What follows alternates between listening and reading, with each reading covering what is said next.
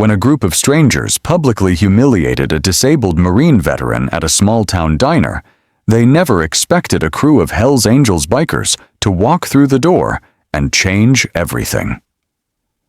What happens in those tense moments when leather-clad outsiders stand up for a fallen warrior will show you why respect and honor transcend all social boundaries. The old clock on the diner wall said 5:30 p.m. Outside, the sky was turning dark as the sun went down. Mike pushed open the glass door of the Crossroads diner, and the smell of fresh coffee and fried eggs filled his nose. He took a deep breath. This place always felt like home. The floor creaked under Mike's boots as he walked to his usual table in the corner. His left leg moved a bit stiffly. It wasn't real. The metal and plastic under his jeans made a soft sound with each step. 3 years after losing his leg in the war, he still wasn't used to it. "Hey there, Mike," called Beth from behind the counter. Her red hair was pulled back, and her smile was warm and real. "The usual today?" Mike nodded and settled into the cracked leather booth. The table had a small scratch in the shape of a star that he'd run his finger over 100 times before. He liked things that stayed the same. The diner, with its peeling wallpaper and old jukebox in the corner, never changed. "Weather's turning," Beth said, sliding a steaming mug of black coffee across to him. "Your leg bothering you today?" Mike rubbed his thigh where flesh met metal. "A little. Rain's coming." He could always tell when storms were on the way. His missing leg ached like it was still there. Beth's eyes were kind. She'd known Mike since high school.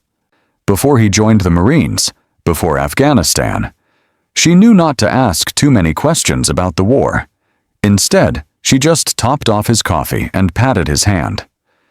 "Pie's fresh today. Apple. Your favorite." Mike pulled out his worn leather wallet.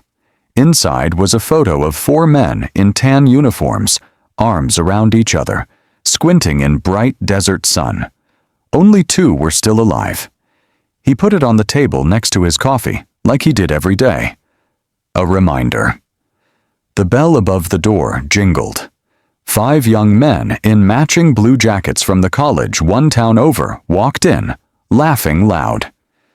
They took seats at the counter, ordering sodas and burgers, their voices bouncing off the walls of the quiet diner.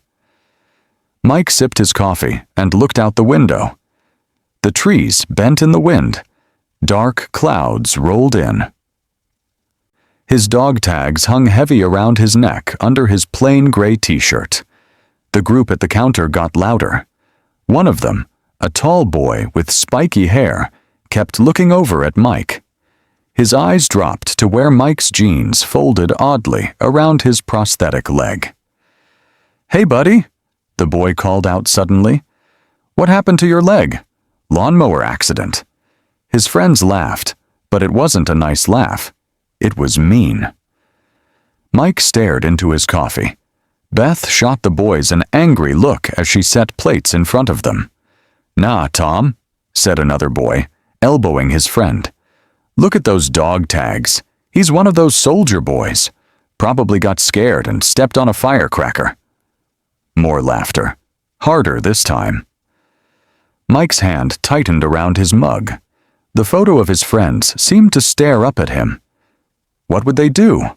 What would they want him to do? "Hey, soldier boy," the first one called again. "Did you leave your real leg overseas with your courage?" The words hit Mike like a punch to the gut. Memories flashed in his mind. The blast, the dust, the screams. His friends who never came home. The diner grew quiet. Other people eating looked down at their plates. No one said anything. The boys at the counter, seeing they had an audience now, grinned at each other. They were just getting started. The mean words hung in the air. The diner felt too quiet, like everyone was holding their breath. Mike's heart beat fast in his chest. The dog tags around his neck suddenly felt heavy, like they were pulling him down. "What's wrong? Can't talk?" The tall boy stood up from his stool, taking 3 steps toward Mike's table. His friends watched with big smiles. "Cat got your tongue? Or did you leave that in the war too?" Beth slammed a coffee pot down on the counter. "That's enough, boys. Eat your food or leave." The tall boy ignored her. "I'm just making conversation. My tax dollars paid for his fake leg anyway. I should get to ask about it." Mike looked up slowly, meeting the boy's eyes. His hand moved to the photo on the table. In it, Sergeant Davis had his arm around Mike's shoulder. Davis didn't make it home. He stepped on the same bomb that took Mike's leg, but Davis got the worst of it. "You don't know what you're talking about, kid," Mike said quietly. His voice was rough, like he didn't use it much. An old couple in the booth by the window got up quickly. They left money on the table and hurried out the door without looking at anyone. A mom with 2 small children moved them to a table farther away. The boy laughed. "Oh, it speaks! Tell me, was it worth it? Losing your leg for what? Oil? To make rich men richer?" Mike's jaw got tight. The rain started outside, small drops hitting the window. Pat, pat, pat, like gunfire far away. The pain in his missing leg got worse. Sometimes it felt like the missing part was on fire. Doctors called it phantom pain. But there was nothing make-believe about how bad it hurt. "You should go," Mike said. He didn't want trouble. He just wanted his coffee and his quiet corner.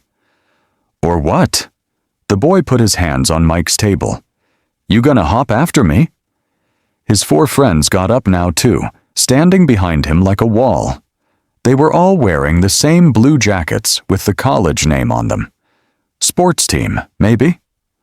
Mike looked at the photo again, at Davis's smiling face, at Wilson and Harper, the other 2 who didn't come home.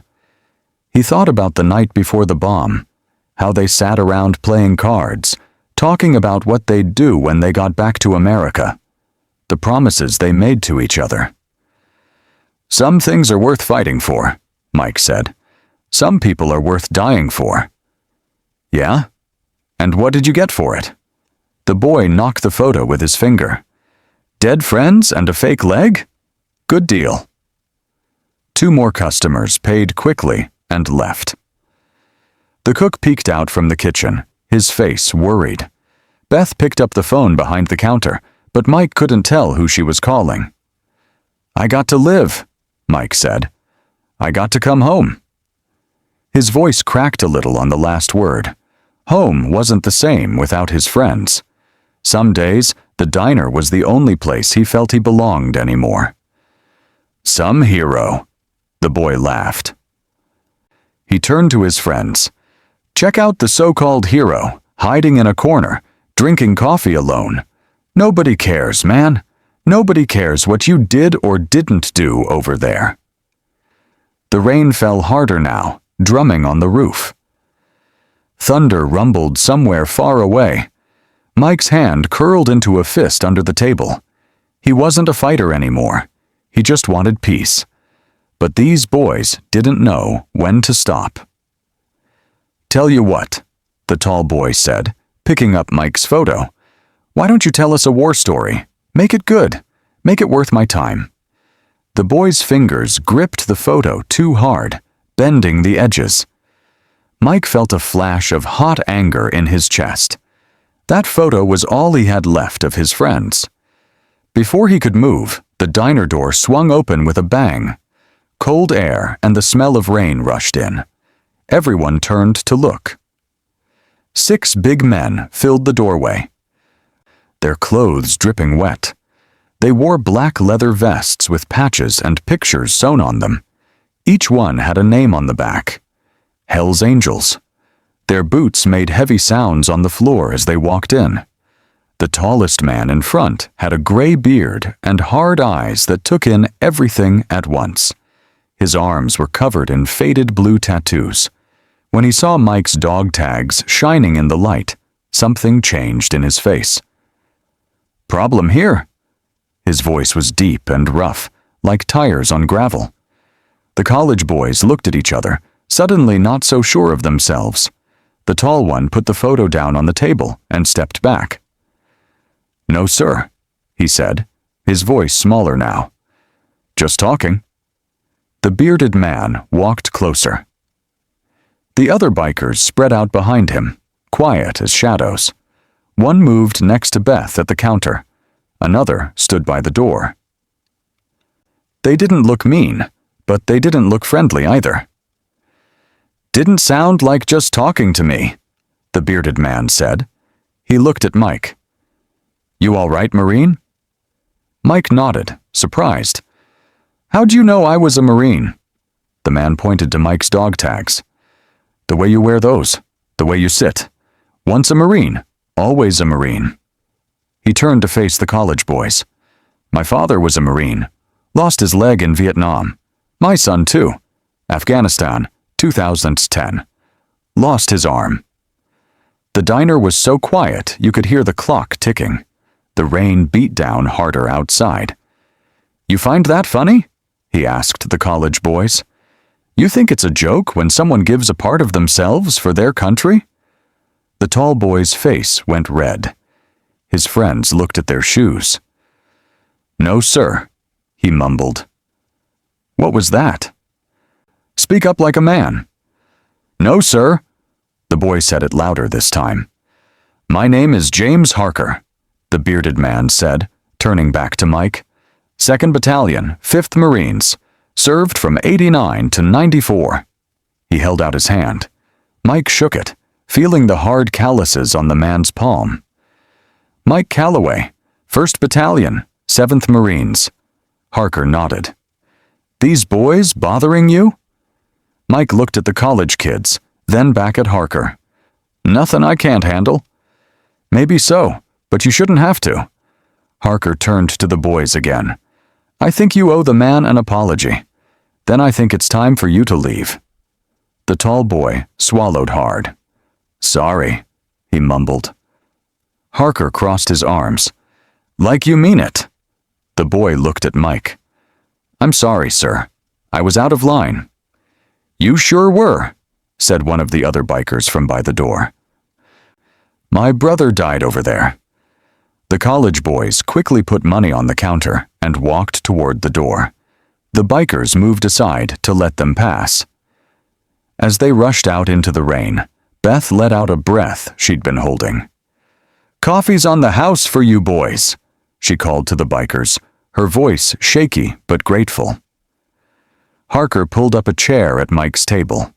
"Mind if we join you?" For the first time that day, Mike smiled. "Not at all." The bikers pulled chairs around Mike's table. Beth brought a tray of coffee mugs and set them down. Steam rose from the hot coffee like fog. Outside, the rain fell in sheets, making the diner windows foggy. Inside, it was warm and safe. "Where'd you serve?" asked one of the younger bikers, nodding at Mike. "Afghanistan, Helmand Province."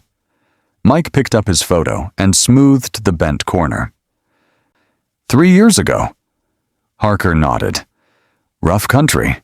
My son was there too." For the next hour, they talked. Really talked. Not about the war, but about coming home. About how hard it was to sleep sometimes. About the sounds and smells that brought it all back in a flash. Things Mike couldn't tell most people because they wouldn't understand. But these men did. "First time I've been out of the house in 2 weeks," Mike admitted, looking into his coffee cup. "Some days it's hard to face the world." "Been there," said a biker with a scar across his cheek. "After Iraq, I didn't leave my garage for a month. Built a motorcycle from scratch just to have something to do with my hands." The diner slowly filled up again as people from town came in for dinner. They looked surprised to see the Marines and bikers sitting together, laughing and talking like old friends. The fear from earlier was gone. "You ride?" asked Harker. Mike shook his head. Never tried. With the leg and all? He tapped his prosthetic. That's no problem. My son rides with one arm. We fixed up his bike special. Harker grinned. You should come by the shop sometime. We could set you up. For the first time in months, Mike felt something new growing inside him. Not hope exactly. Something smaller. A tiny spark. A reason to get out of bed tomorrow. I'd like that, he said. When it was time to go, Harker reached into his pocket and pulled out a small metal coin. It was a challenge coin from his Marine unit. He placed it on the table next to Mike's photo. Brotherhood doesn't end when the uniform comes off, he said. The other bikers each shook Mike's hand before heading to the door. Mike watched as they zipped up their leather jackets and pulled on helmets. He felt different somehow. Lighter. Same time tomorrow? Beth asked as she cleared the coffee cups. Yeah, Mike said, but maybe not alone this time. Outside, the rain had stopped. The setting sun broke through the clouds, turning puddles to gold in the parking lot. The bikers kick-started their motorcycles with a rumble that shook the windows. Harker gave Mike a salute before they pulled away, their taillights glowing red in the twilight. Mike stepped outside, the cool evening air filling his lungs. The diner's neon sign flickered on, casting a warm glow across the wet pavement. He held Harker's challenge coin tight in his fist. Tomorrow would be different. Tomorrow he would try again. Not because it was easy, but because he wasn't alone anymore. His brothers had found him, just wearing different uniforms now. Mike looked up at the clearing sky, where stars were beginning to appear. For the first time in 3 years, the weight of his dog tags felt right around his neck. They weren't just a reminder of what he had lost. They were proof of who he was. A Marine. Always.